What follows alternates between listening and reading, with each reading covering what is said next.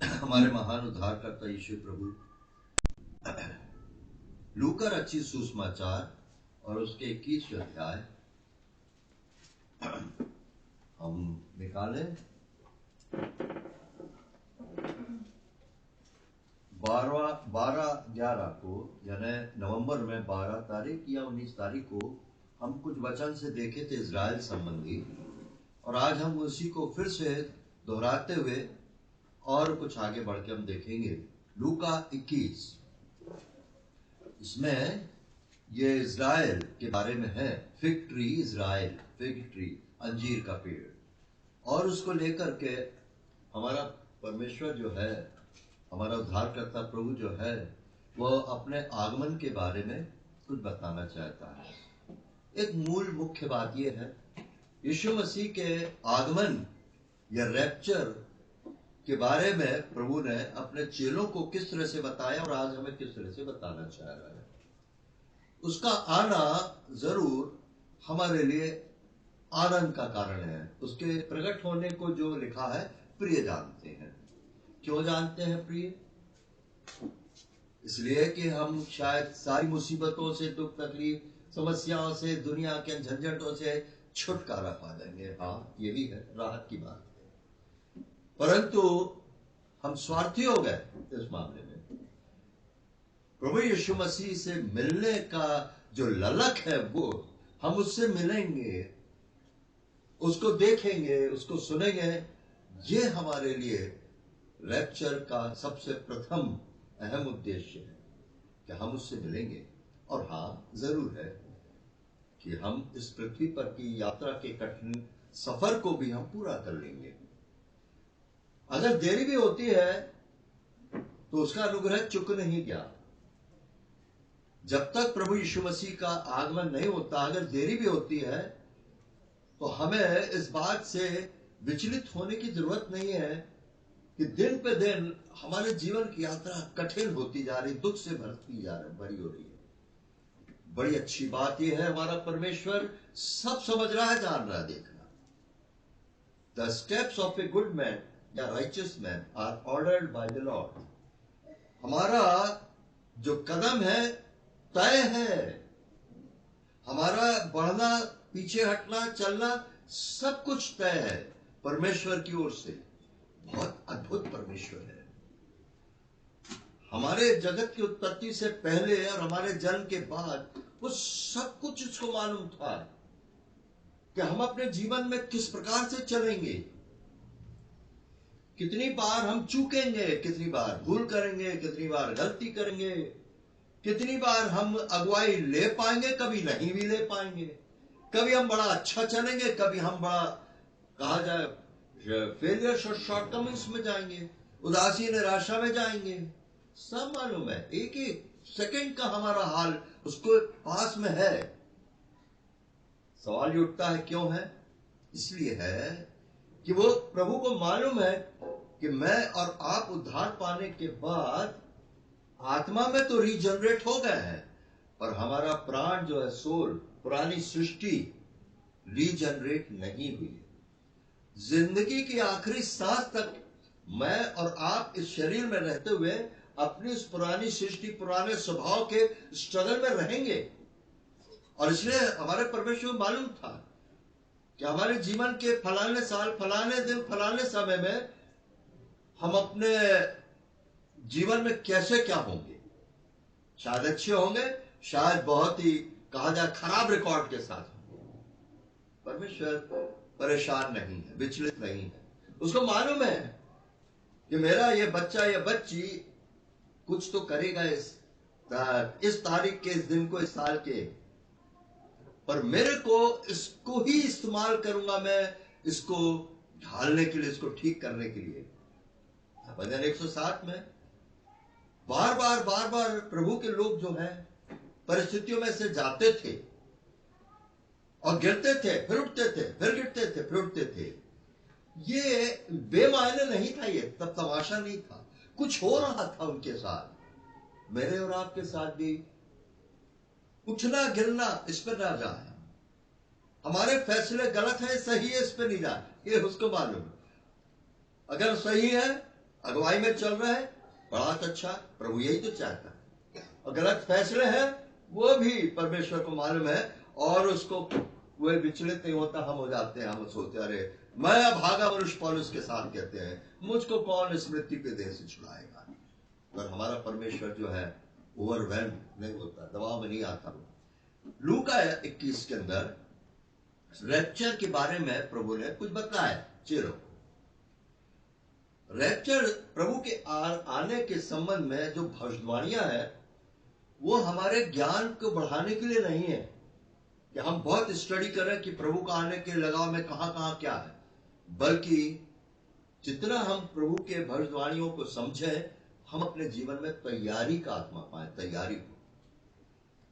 लूका 21 के अंदर चेलों को प्रभु यीशु मसीह ने बहुत कुछ बताया, जनरल क्या क्या हुआ, क्या क्या हुआ। उसके बाद उसने 3 प्रकार के लोगों के बारे में बात की, और फिर उसके बाद पॉइंटेडली कुछ चेलों के साथ उसने बात किया। मैं इसमें देखें रोमन्स चैप्टर 21, सॉरी लूका 21। आप इस अध्याय को अच्छा हो, मेरा हमेशा ही रिक्वेस्ट रही है, बार बार पढ़ें। बहुत उसमें बार बार पढ़ेंगे समझ में आएगा।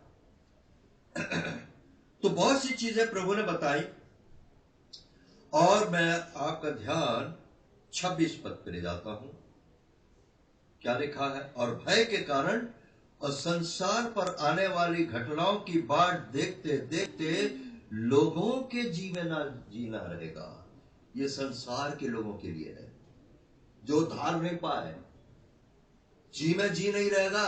आप इस बात को समझ लें, हम बच गए, बहुत धन्यवाद हो प्रभु का, हम जो धार पा गए। क्योंकि ये वो जो समय है जी में जीना रहेगा, अभी भी वो नहीं है वो समय जो आने वाला है। पृथ्वी पर भयानक समय आने वाला है। उस समय मैं और आप नहीं होंगे। कितना आपको इस पर हमको सोचना चाहिए।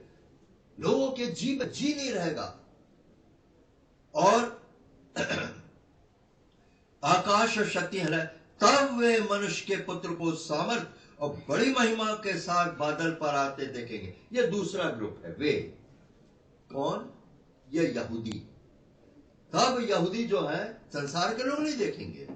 एक ही दिन में सारा देश, नेशन जो है वो उद्धार पाएगा, छाती पीटेगा और देखेगा आसमान में चिन्ह, क्रूस का चिन्ह, गॉस्पेल मिलेगा। इसको हमने भेजा था। अच्छा, तीसरा ग्रुप जो है 28 पद में, जब ये बातें होने लगे तो सीधे होकर अपने सिर को ऊपर उठाना, क्योंकि तुम्हारा छुटकारा होगा। ये हमारे लिए है। जब ये बातें होने लगे तो हो रही है। संसार के अंदर अब इतना कुछ हो गया है। एक समझदार बुद्धिमान विश्वासी जो है वो समय को पहचानता है। प्रभु ने बोला पद 30 में, जो ही उनकी कोपले निकलते देखो तो तुम देखकर आप ही जान लेते हो कृष्ण का निकट है।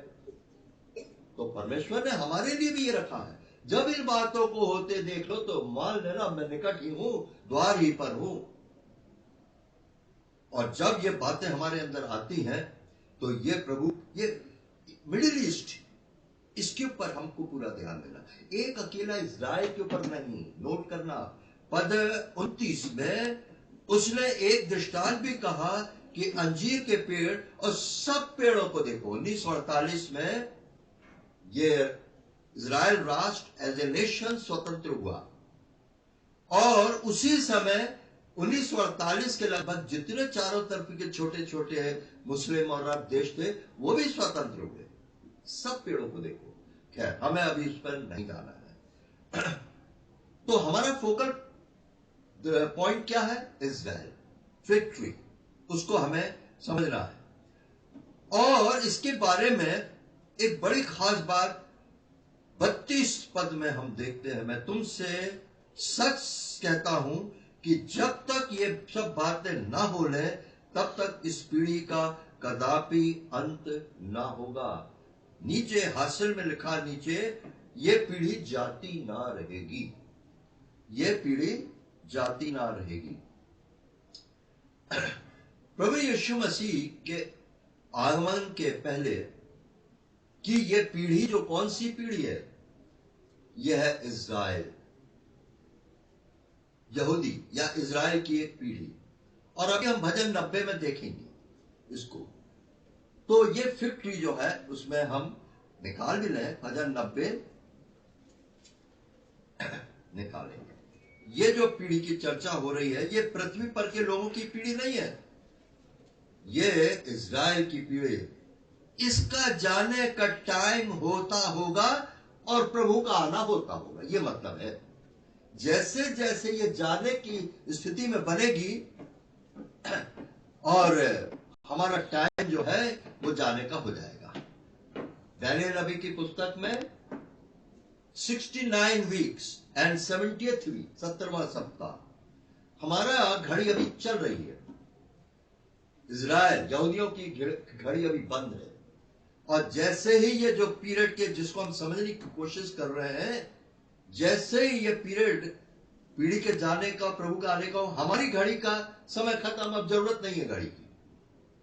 और उनकी घड़ी चालू हो जाएगी 7 साल की, 3.5 दूसरा 3.5 साल महाक्लेश पीरियड है यहूदियों के लिए। उनके लिए बहुत परमेश्वर के मन में ऊंचा विचार है। तो हम भजन 90 में आ गए, वहां पर हम ये पीढ़ी के बारे में हम देखते हैं। पिछली बार हम कुछ देखे थे, तो जरा आज अच्छे से देख लेंगे। 90 अध्याय में पहले पद में, हे प्रभु तू पीढ़ी से पीढ़ी तक हमारे लिए धाम बना है। पूरा नहीं पढ़ूंगा मैं। और पद उसके चौथे में, क्योंकि 1000 वर्ष तेरी दृष्टि में ऐसे हैं जैसे कल का दिन जो बीत गया, वह रात का एक पहर। ये कोई एक खास पहर है, पहला पहर नहीं है, ये दूसरा पहर नहीं है, ये तीसरा, एक खास पहर है, वो है चौथा पहर। इसको हम निकालेंगे, देख लेंगे। मरकुस रचित सुसमाचार उसका 13वां अध्याय, मरकुस रचित सुसमाचार और उसका 13वें अध्याय में 4 काल समय हम देखते हैं।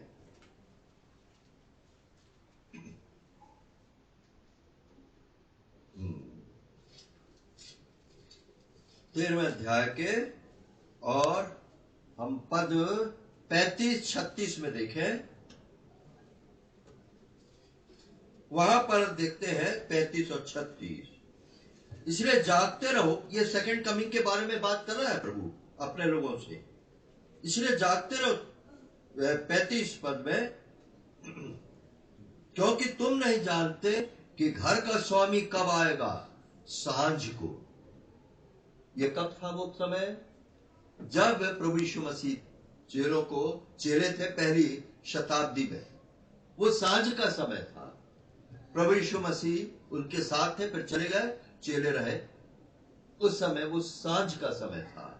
दूसरा आधी रात, ये 16वीं शताब्दी में सारे संसार के अंदर 1000 साल का डार्कनेस था, आत्मिक अंधकार छाया हुआ था।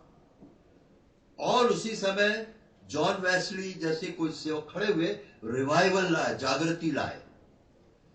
उसके बाद मुर्ग के बांग देने का समय, आधी रात के बाद मुर्ग का बांग देना, यही है क्या नाम, रिवाइवल आया, या भोर को। अब इसको हम मिलाएंगे, भोर। होशे नबी की पुस्तक 6वां अध्याय 3रा पद, होशे नबी की पुस्तक 6वां अध्याय और 3रा पद। हाँ, पढ़ता हूं मैं, आप निकाल लिए होंगे उम्मीद है, नहीं हो तो लिख ले। होशे 6:3, तो आओ हम ज्ञान ढूंढे। पहले दूसरे पद में भी 2-3 दिन की बात है, 2 दिन 3 दिन, तीसरे दिन वो हमें जुला उठाएगा, अभी नहीं देखते उसको। 3रा पद, आओ हम ज्ञान ढूंढे, वरन यहोवा का ज्ञान प्राप्त करने के लिए यत्न भी करें, क्योंकि यहोवा का प्रकट होना भोर का सा निश्चित है। वह वर्षा की नाई हमारे ऊपर आएगा, वरन बरसात के अंत की वर्षा के समय जिससे भूमि सिंचती है। भोर का समय का सो निश्चित है, वर्षा की नाई आएगा, लेटर रेन। और आप अगर इसको मिलाएं याकूब के चौथे अध्याय में ये लेटर रेन का ही तो समय में सब चल रहे हैं ना। याकूब देख लीजिए आप। और उसके 5वें अध्याय और उसके 7 पद। सो हे भाइयों, प्रभु के आगमन तक धीरज धरो। देखो पृथ्वी के बहुमूल्य फल की आशा रखता हुआ प्रथम और अंतिम वर्षा होने तक धीरज धरता है। 8 पद में, धीरज धरो और अपने हृदय को दृढ़ करो, क्योंकि प्रभु का शुभागमन निकट है। 11 पद, देखो हम धीरज धरने वालों को धन्य कहते हैं। तुमने अय्यूब के धीरज के विषय में तो सुना ही है, और प्रभु की ओर से जो उनको प्रतिफल उसको मिला उसे भी जान लिया है, जिससे प्रभु की अत्यंत करुणा और दया प्रकट होती है। आप इसको देख लीजिए, लिंक है दोनों स्थल। लेटर रेन, आज हम इस पीरियड में से गुजर रहे हैं। तो जब ये पीरियड जिसमें से हम गुजर रहे हैं, अंतिम वर्षा वाला, ये कठिन पीरियड तो है, बता दिया है याकूब में, जहां पर हम बहुत धीरज धरना है और विश्वास और धीरज के द्वारा हमें प्रतिज्ञाओं के वारिस बनना है। विश्वास और धीरज के द्वारा इब्रानी में हम पढ़ते ही। तो ये खेल जो इन दिनों में चल रहा है शैतान का हमारे साथ, हम उसको खेलने नहीं देंगे। उसको हमें फुटबॉल हमारे को खेल नहीं सकता वो हमसे। इफिशियंस में लिखा है कि तुम ना हो कि शैतान के द्वारा जैसे बयार उछाला जाता तुम उछाले जाओ। कई बार मैं प्रभु से बोला, प्रभु ये शैतान तो ऐसा ना, कभी आशा कभी निराशा, कभी आशा कभी निराशा, बहुत सी बातों में। ये तो फुटबॉल खेला जैसे हमारे संग, कभी कुछ कभी कुछ। प्रभु ऐसा नहीं होने का है। आप फुटबॉल खेलने नहीं देंगे उसको। परिस्थितियों को आप देखेंगे बढ़ेंगी, पर प्रभु की नजर में है सब कुछ, क्योंकि ये लेटर रेन है। अभी अंतिम वर्षा का समय में सब गुजर रहे हैं। धीरज धरना है, और इस धीरज के साथ विश्वास। पूरे पवित्र बाइबल में विश्वास विश्वास विश्वास विश्वास भरा हुआ है, और विश्वास से ही वो बड़ा खुश होता, प्रसन्न होता है परमेश्वर। और विश्वास के बिना उसको प्रसन्न करना न होना। और मेरे और आपके साथ इन दिनों में सबसे ज्यादा जो संघर्ष है वो विश्वास की लड़ाई में है। जब मैं ये कह रहा हूं तो मैं समझ रहा हूं मैं क्या कह रहा हूं। आप भी इसको मालूम करेंगे कि ये विश्वास की लड़ाई जो है, विश्वास की कसरत के है। कठिन है ये पाठ, पर सिखा रहा है प्रभु। हमारे को लग रहा कठिन, प्रभु कहता नहीं, मेरे लिए कठिन है, सिखा दूंगा तुम्हें। तुम मेरे को पकड़े रहो, बस तुम मेरे को पकड़े रहो। मेले में जब बच्चा माँ के साथ जाता या बाप के संग, तो बाप उसके हाथ को पकड़ता है, तो वह हाथ छुड़ा लेता, बाप के हाथ को वो पकड़ता है। तो कहता बेटा नहीं, तुम्हारा हाथ मैं पकड़ूंगा। हम उसके बच्चे हैं, और हम ये ना कहें हम प्रभु तेरे हाथ को हम पकड़ेंगे। प्रभु आप मेरे हाथ को पकड़िए और चलाइए। तो ये जो है चौथा पैर। अच्छा, अब हम ये पीढ़ी के लगाव में पिछली बार मैंने शेयर किया था। ये पीढ़ी 1948 में एज ए नेशन ये स्वतंत्र हुआ, ये राष्ट्र। ये ब्रिटिश लोगों ने फिलिस्तीन जमीन जीती थी टर्कियों से बड़े आराम से, और उन्होंने ये यहूदियों को ये जमीन नहीं दी, क्योंकि वो उस प्रकार उस समय वो एक संगठित रूप से नहीं थे, इकट्ठा नहीं हुए, तो उनको अपनी जमीन में आना था। तो ब्रिटिश गवर्नमेंट ने मैंडेटरी बन करके उनके ऊपर आदेश अधिकार रखते हुए कुछ समय के लिए अपने हाथ में रखा था। पर एक समय आया 1948 में 14 मई कि जब ब्रिटिश मैंडेटरी ने ये देखा हमारा समय खत्म हो गया, वो जो एक पीरियड था, अब हमको ये जमीन इजराइलियों को, यहूदियों को दे देनी है। तो ये जमीन जो है वो वेलफोर्ड डिक्लेरेशन के हिसाब से ये जमीन और ये पूरा लैंड जो है इजराइलियों को दे दिया। एज ए नेशन स्वतंत्र हो गए ये 1948 में। अब इस स्टेजेस देखें, इस पीढ़ी के दर्जे स्तर। पहला, ये 1948 में जब स्वतंत्र हुआ, इसको कहा गया इन्फेंट चाइल्ड, नया जन्मा हुआ बच्चा, कोपले, सॉफ्ट कोमल है अभी, और इसको कहा जाता चाइल्ड ऑफ ब्लड भी। 8 दिन में जनरल सी मार्शल एक उस समय खड़ा हुआ, यहूदियों के अगेंस्ट बहुत से दुश्मन शैतान ने खड़े किए, हिटलर को तो छोड़ दो, तो अति कर दी। ये जनरल सी मार्शल, क्योंकि इजराइल का स्वतंत्र होना बहुत से देशों को पसंद नहीं आया, खलबलाहट हो गई, तो जनरल सी मार्शल ने कहा 8 दिन के अंदर मैं एक यहूदी नहीं बचने दूंगा। पता नहीं इतना पावरफुल था क्या, बहुतों को मारा उसने, पर नहीं, 8 दिन के बाद भी यहूदी सरवाइव कर गए। 8 दिन क्यों? मनुष्य के शरीर में, व्यक्ति के शरीर में 8वां दिन जो है, खून सबसे ज्यादा गाढ़ा होता है, पूरी जिंदगी नहीं रहता, मेडिकल साइंस बताती है। तो 8वें दिन खतरा होता था, तो ब्लीडिंग ज्यादा ना हो, तो इसलिए 8वां दिन परमेश्वर ने खतरे का ठहराया था। ये 8 दिन बड़े इंपॉर्टेंट थे, बड़े नाजुक थे। 7 दिन खून पतला होता है, पर नहीं, वो पार हो गए, दूसरा स्टेज पूरा हो गया। फिर ये नेशन, राष्ट्र, जब 1961 हुआ, 1948 के बाद 1961, 13 साल जब हो गए, तो 13 साल ये यहूदियों के बीच में उनकी अपनी पीढ़ी की एक प्रथा थी। वो प्रथा यह थी कि जब बेटा जब 13 साल का हो जाता था यहूदी परिवार में, तो बाप एक बड़ा ज्योनार करता था, और उस दिन वो अपने बेटे को पूरा अधिकार सौंपता था, साइनिंग अथॉरिटी, रिकॉग्नाइज करता था, उसको रिकॉग्निशन देता था।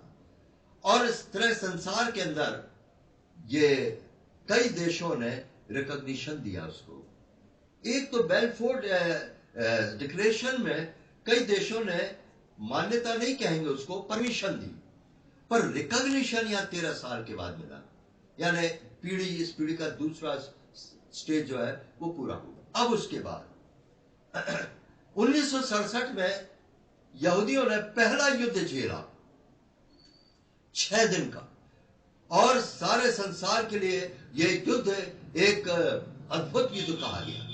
6 दिन के अंदर उन्होंने, बहुत कम उनके पास एम्युनिशन था, हथियार, और बहुत कम मिलिट्री पावर था, जीत गए वो। ये कब हुआ है? 1967, 20 साल। 1948 के बाद 1967, 20 साल। 20 साल का जब एक यहूदी होता था पीढ़ी की, उनके दस्तूर के हिसाब से यहूदियों के, तो वो क्वालिफाइड होता था युद्ध में दाखिल होने के लिए। क्वालिफिकेशन था कि वो सेना में भर्ती हो सकता है। पहला युद्ध झेला। उसके बाद हम आते हैं 1978, 30 साल हो गए, और 30 साल जैसे ही हुए, यहूदियों को बहुत अच्छा ज्ञान है, उन्होंने मिनी स्केल में मंदिर वहां पर और छोटे पैमाने पर बलिदान चढ़ाए जाने लगे। मंदिर के जो सेवाएं हैं शुरू हो गई, क्योंकि 30 साल में एक यहूदी याजकी सेवा के लिए तैयार हो जाता था, तो मंदिर याजक हो गया। उसके बाद बीच के कुछ हम छोड़ देते, 40 साल वाला भी एक इंपॉर्टेंट अब आ रहे हैं हम। जब एक यहूदी पीढ़ी 70 या 80 साल की होती थी, तो वो कहा जाता था ये पीढ़ी का जाने का टाइम हो गया, यानी एक पीढ़ी हो गई। अब जरा समझाइए, 70 और 80 साल की पीढ़ी। मेरे साथ आप अभी निकालेंगे नहीं, हाँ, इसी 90 में आइए, भजन 90 और उसके 10 पद। हमारी आयु के वर्ष 70 तो होते हैं, और चाहे बल के कारण 80 वर्ष भी हो जाए, तो भी उनका घमंड केवल क्या और शोक ही शोक है, क्योंकि वह जल्दी कट जाती है और हम जाते रहते हैं। ये पीढ़ी के जाने वाली बात हो रही है। 70 या 80, 70 या अधिक हुआ तो 80 दल के कारण। अब मैं आपके साथ फिर कैलकुलेशन करता हूं। 1948 से लेकर के 70 साल कब हो रहे हैं पूरे? 2018, 2018। और 80 साल कब होते हैं? 2028, 2018, 2028। हम किस सन में चल रहे हैं? कंप्लीट हो रहा है 2023, यानी 2018 से 5 साल और जोड़ दें तो 2000, हम देखते हैं 23 आ गया। अब कितने साल बचे? 5 साल बचे हैं।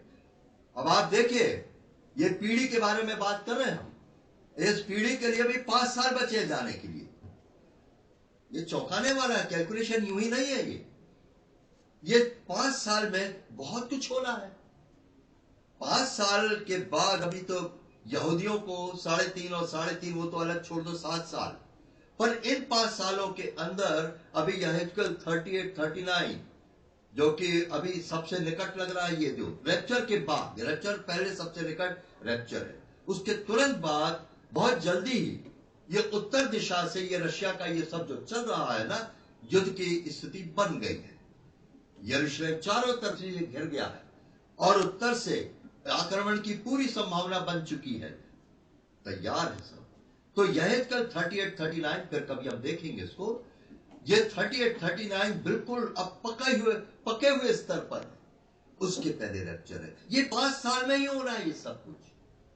तो प्रियो, मैं और आप क्या जानिए, अब फिर हम नहीं कह सकते, पर कहता है प्रभु जब इन बातों को होते देख लो तो जान लेना मैं निकट हूं।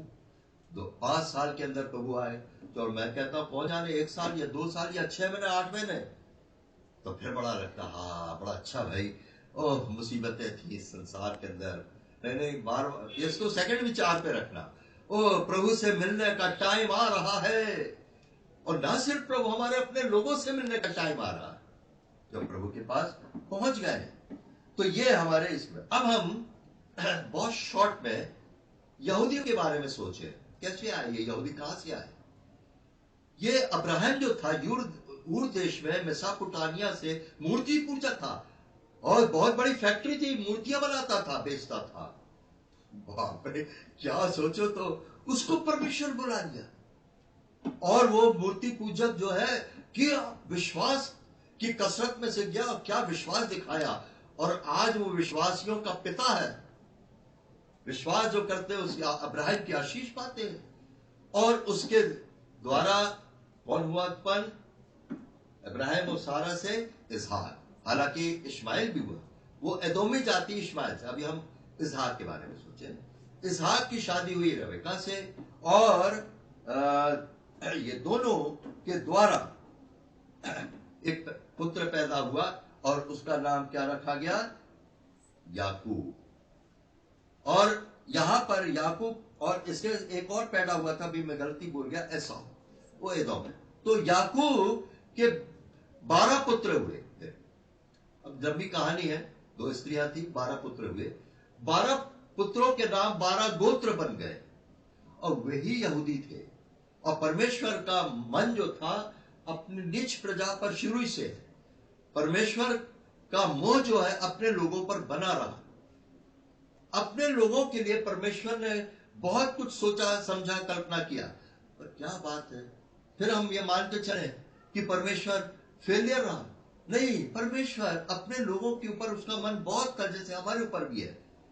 परंतु परमेश्वर अपने लोगों को तैयार भी करना मांगता है, तो कुछ कठिन परिस्थितियों में से ले जाना पड़ेगा। मन से वो दबाता नहीं है। वचन में लिखा परमेश्वर कभी मन से दबाता नहीं है, ताड़ना नहीं देता, दुख होता उसको। अगर मैं और आप इस बात को समझने की कोशिश करें तो नोट कर लेना, परमेश्वर की गुडनेस यहूदियों के लिए। व्यवस्था विवरण 8 अध्याय 7 से 8, व्यवस्था विवरण 8 अध्याय 7 से 8, 11 अध्याय 10 से 12 और 12 अध्याय का 10वां पद आप जरूर पढ़ना। परमेश्वर क्या मन से दिल खोल करके अपने प्रेम को प्रकट कर रहा है, क्या क्या उनके लिए सोचा।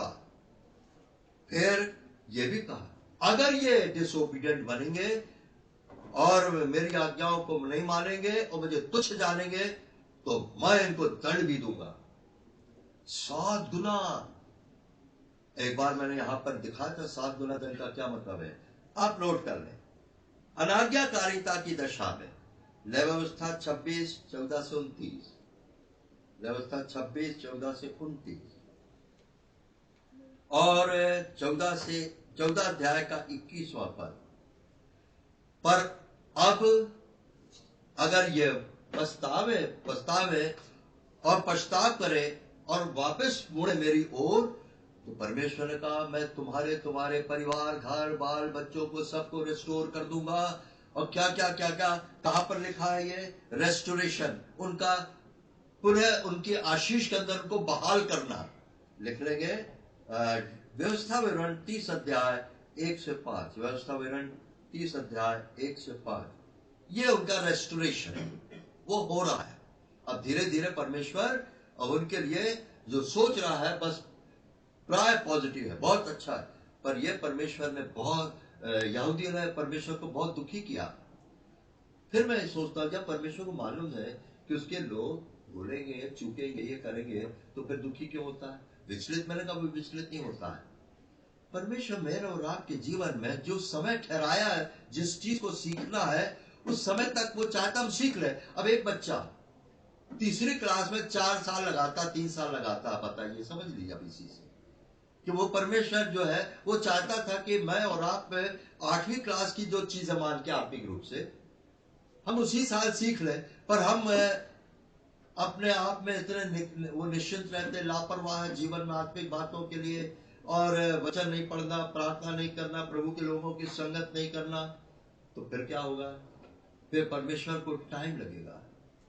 वो जो काम परमेश्वर हमारे जीवन में जिस साल करना चाहता है उस टाइम को हमने बढ़ा दिया, होकर रहेगा, पर एक बात मान के चलिए, मैं और आप अगर उसकी अगुवाई को पा लिए और ठीक समय पर उसकी आशीष और जो पर्पस था वो पूरा हो गया, अगर नहीं हुआ तो परमेश्वर फिर अपने उसी आपको मुझको उसी स्थान पर लाने के लिए क्या करेगा? फिर परिस्थितियां आएंगी, दशाएं आएंगी, क्या क्या कठिन बातें आएंगी, काफी मार खा करके फिर क्या होगा? हम फिर वहीं आएंगे जहां पर वो लाना चाहता था। तो क्या हो गया? समय हमने खराब किया, ये परमेश्वर को दुखी पहुंचा था। और इसलिए ये परमेश्वर जो है मलाकी 1 अध्याय और 2 अध्याय में 7 दुख प्रकट करता है, भारी वचन, उसके अंदर का दुख भरा वचन, 7 प्रश्न यहूदियों से करता है दुख के साथ। मैंने तुमसे प्रेम किया, तुम कहते हो किस बात से तुमने हमसे प्रेम किया? ऐसे 7 प्रकार की चीजें। और यही दुख प्रभु यीशु मसीह के अंदर था जब वो आराधना छोड़कर आखिरी बार जा रहा था, बाहर निकल रहा था, तो उसके अंदर दुख समाया हुआ था। और यह चीज हम पढ़ते हैं मत्ती 24:1 में, आप नोट कर लीजिए। और वो जा रहा था बाहर, क्या जा रहा था? महिमा, परमेश्वर की महिमा मंदिर में से बाहर जा रही है। अब यहेजकेल 10 अध्याय 18-19 आप नोट कर लें। यहेजकेल 10 अध्याय 18-19 जरूर पढ़े प्लीज, मैं समय बचाने के लिए आपके ऊपर छोड़ देता हूं। यह विश्वास है कि आप जरूर पढ़ोगे। मंदिर के ड्योढ़ी के ऊपर जो करूब थे, परमेश्वर क्या तेज उन करूबों के ऊपर आ गए, और वो करूब उड़े और उड़ करके वो ड्योढ़ी के फाटक के ऊपर जाके बैठ गए। उसके बाद फिर उड़ गए। क्या समझ में आया? ये परमेश्वर दुख हो रहा था उसको अपने मंदिर में अपने लोगों को छोड़ने में, इसलिए थोड़ा सा टाइम ले रहा था। बार बार कभी जब हम किसी को छोड़ते विदा लेते हैं तो क्या करते हैं? हम बार बार उसको देखते हैं, बार बार ऐसा करते हैं ना, दुख होता है। यह परमेश्वर भी दुख से भरा था अपने लोगों के बीच में। उसको क्या अच्छा लगता था, उसको संगति मिलती थी, पर यह परमेश्वर अब दुखी होकर के उसकी महिमा जा रही है और वो फिर उड़ गए। आज यह परमेश्वर जो है अपनी महिमा हमारे साथ शेयर करना चाहता है, और वो अपनी महिमा में आ रहा है और वो महिमा हमको देगा। तो ये जो है कहानी अभी तक की ये थी। अब इसके बाद प्रभु चाहे तो मैं इसके क्या नाम है यहेजकेल 38-39 के ऊपर आऊंगा। एक पद मैं सिर्फ 5 मिनट के अंदर बताना चाहता हूं। मैं और आप एक आसाफ के अद्भुत से अनुभव के ऊपर से अपने आप को ढाले ले, जैसे मैं बताता हूं इसमें भजन 73 और उसके 21 से 27 पर, 21 से 27 देखिए, बहुत ही इंटरेस्टिंग है, और आप और हम इसको लागू करें अपने लिए।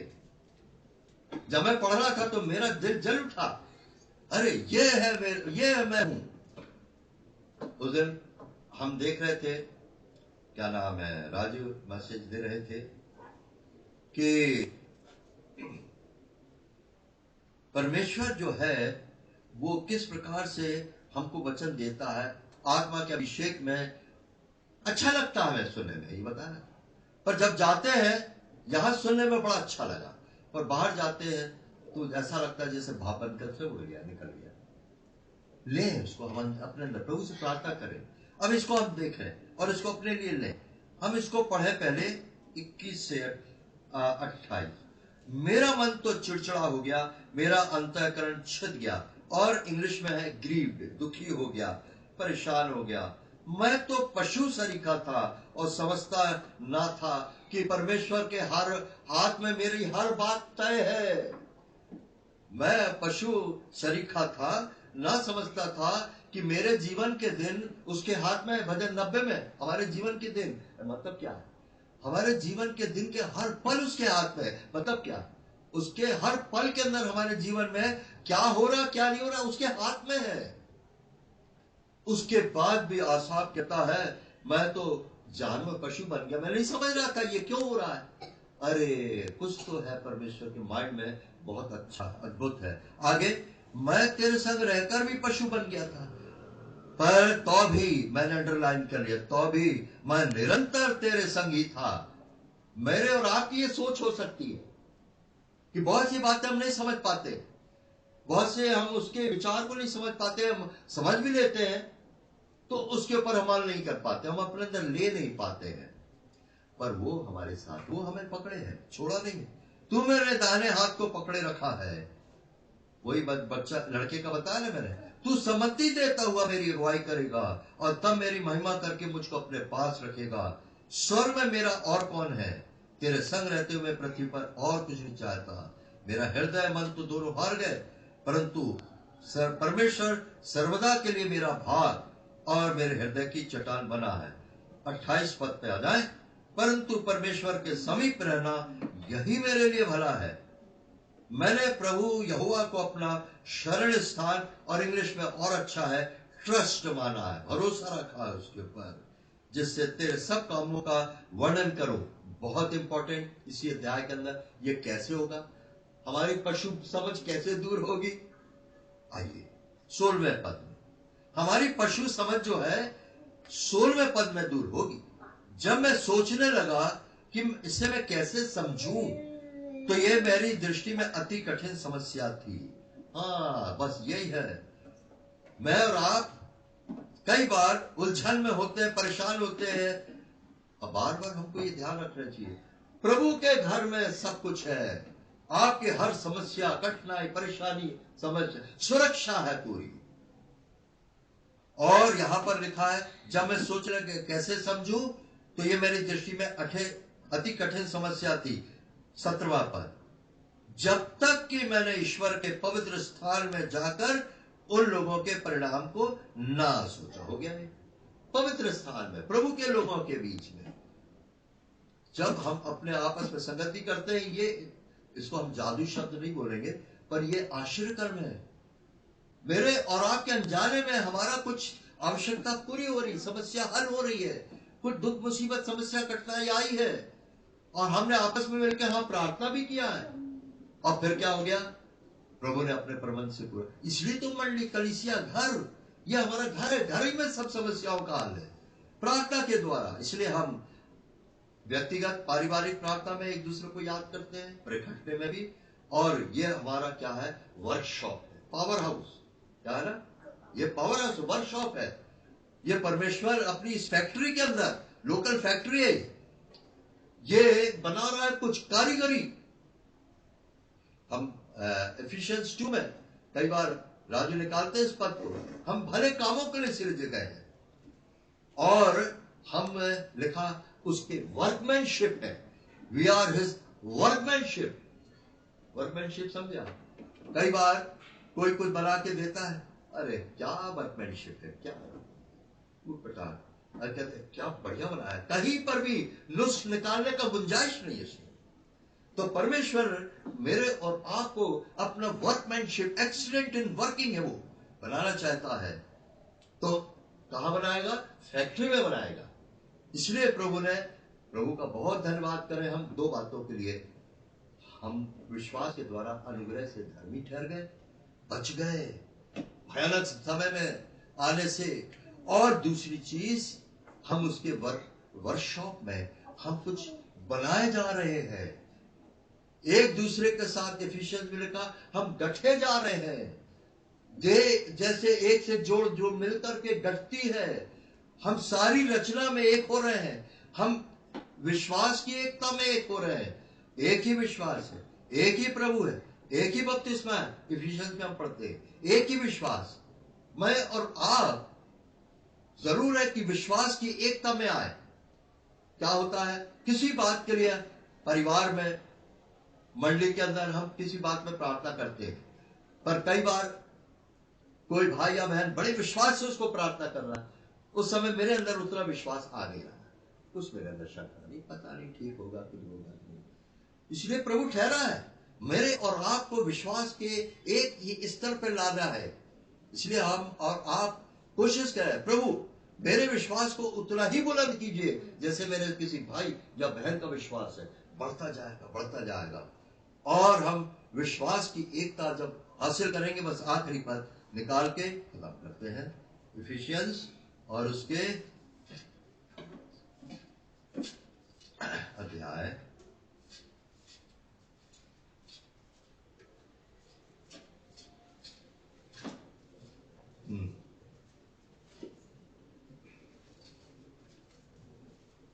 अध्याय 4 और 13वां पद, 13वां पद। जब तक कि हम सब के सब विश्वास और परमेश्वर की पुत्र की पहचान में एक न हो जाए और एक सिद्ध मनुष्य न बन जाए और मसीह के पूरे डील डॉल तक ना बढ़ जाए। रैप्चर हो गया, इसके बाद ये रैप्चर, पूरा डील डॉल जब कलीसिया का बन जाएगा, प्रभु देख रहा है, सारे जगत के अंदर उसकी दृष्टि कर रही है और उसको दिख रहा है मेरे पुत्र की दुल्हन का डील डॉल करीब करीब पूरा होने जा रहा है। आपको लगेगा कैसे हो रहा है, अभी तो बड़ा टाइम लग रहा है। हमारे जीवन में, खुद के जीवन में उतना डील डॉल बढ़ता नहीं दिखता। आपका आकलन करना, परमेश्वर के आकलन में बहुत फर्क है। परमेश्वर देख रहा है लेंस से, मैग्नीफाई करके, हम देख रहे हैं अपनी आंखों से। हमारे जीवन के अंदर इतना सा भी कुछ आत्मिक स्तर बढ़ा है, परमेश्वर उसको देखता है अपने पुत्र रहस्य रूपी लेंस में मैग्नीफाई करके। तो ये बात अब आ गई है निकट, जब तक कि हम सब के सब विश्वास और परमेश्वर की पुत्र की पहचान में एक ना हो जाए और एक सिद्ध मनुष्य न बन जाए और मसीह के पूरे डील डॉल तक न बढ़ जाए। तो हमें एक होना है विश्वास में, परमेश्वर के पुत्र की पहचान में। चलिए आज ये मैं सोचता हूँ शायद आज ये सेकंड कमिंग के मामले में कुछ क्लियर होगा।